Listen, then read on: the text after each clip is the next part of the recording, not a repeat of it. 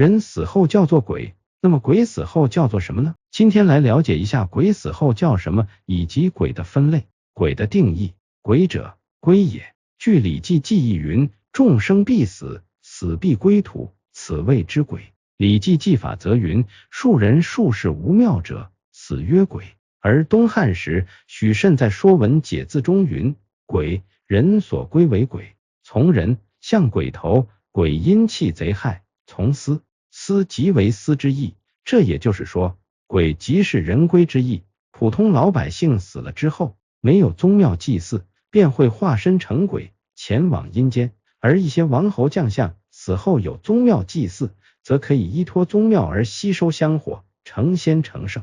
此外，由于人活着属阳，死后属阴，所以鬼的阴气很重，若有鬼害人，皆为其私欲太重所致。中国古代民间是如何看待鬼的呢？在古代，中国有丰富的鬼文化，比如中元节。相传这一天晚上子时，阴界的大门会打开，在阴界的鬼魂会重回阳间，去见他们生前的家人。所以在这一日，家家户户都会祭拜死去的先人，有的地方还会点河灯，为亡魂照亮回家的路。鬼死后是什么？五阴集运中记载：人死作鬼，人见惧之；鬼死作剑，鬼见怕之。若篆书此字贴于门上，一切鬼祟远离千里。由此可见，古人认为鬼也是会死的，人死之后化作鬼，鬼长期得不到香火，变成了孤魂野鬼，四处寻找香火，还会攻击其他的鬼魂，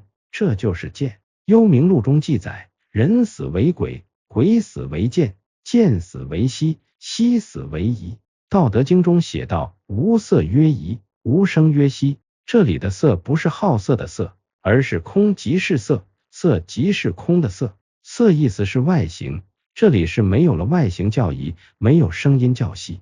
说到这里，就想起每年给祖先烧棉袄、被子和冥币时，老人都要先给孤魂野鬼烧一部分，把他们安顿好才给先人烧，怕就是这个原因。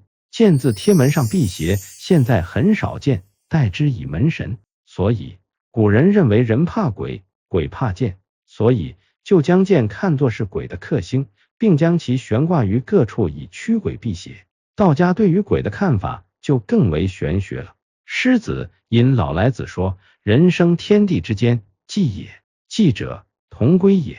古者谓死人为归人，其生也存，其死也亡，人生也少矣，而遂往之亦速矣。在道家看来，天地者，万物之逆旅也。人这短短一生，不过是寄托天地之间的一个过客而已，而死亡方是回归。了解鬼死之后的事情外，我们再来看看阴间鬼的等级是怎么样的。鬼的等级：一、摄青鬼，青色。这样的鬼已经超出了鬼的范围，拥有极高的法力，能吸人灵气，令人短寿，还可化成人身，穿墙过壁，又可以日间现身，移动对象以达其目的。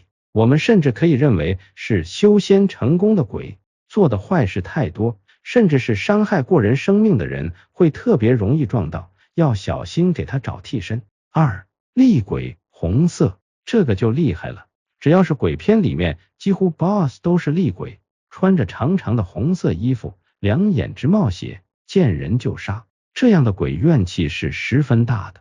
据说枉死或因感情问题自杀或致死的人就会变厉鬼。有一点值得注意，并不是穿着红色衣服死就是厉鬼，这个是要看死后怨气来决定的。三、黑影，黑色。许多生病人给人的感觉就是黑色，这样的感觉，生命没有明亮的前程，死后就容易变成黑影，通常都是由一些因恶病或郁郁不欢致死的人而变成。不过也有人说是一些枉死而怨气重的鬼想找替身时出现的形态。因为会找替死鬼，所以对人的威胁还是很大的。四、黄叶鬼，黄色。这种鬼的死就已经不是正常死亡了，一般都是跟金钱物质有关系的，例如被人劫财杀害、工作破产、跳楼等等。被金钱或物质生活问题所困扰的人会特别容易见到，要十分的注意避着点。五、白山鬼，白色。白山鬼就是我们电影最经常出现的白鬼，这些通常是一些心魂，就是刚刚死了不久的人所化成，一般不会对人有伤害性，其怨气也不高。一些阳气比较低的人，或者近期运气不好的人都容易碰见。不过百鬼也是不会给人造成什么伤害的，只是有时候会整蛊一下你罢了，怨气指数只有1点而已。6. 灰心鬼。灰色灰心鬼一般是指那些正常死亡以后准备投胎的鬼，在排队等号码，这样的鬼也是比较容易让人看见的，怨气一般都没有的，对世间没有什么严重的不舍，故不会对人造成什么严重的危害。希望我们死后都能不入复杂的轨道，早登极乐。以上就是今天对于鬼的解读，如果你喜欢我的内容，欢迎点赞、转发、订阅，感谢观看，我们下期见。